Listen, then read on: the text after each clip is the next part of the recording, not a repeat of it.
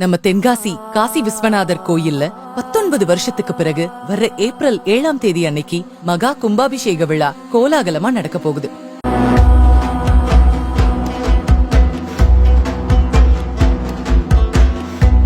தென்காசியில 1445ஆம் ஆண்டுல பராக்கிரம பாண்டியன் என்கிற மன்னரால கட்டப்பட்ட பழம்பெருமை வாய்ந்த கோவில் தான் அருள்மிகு காசி விஸ்வநாதர் திருக்கோவில்.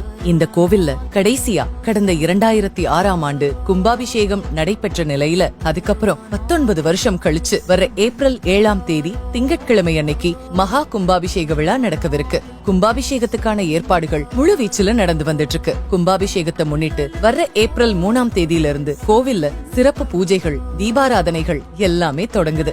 ஏப்ரல் 7ஆம் தேதி காலையில 9 மணியிலிருந்து 10 மணிக்குள்ள உலகம்மன் உடனுரை காசி விஸ்வநாத சுவாமி கோபுரங்கள், விமான கோபுரங்கள், மூலஸ்தான பிரதான மூர்த்திகளுக்கு மகா கும்பாபிஷேகம்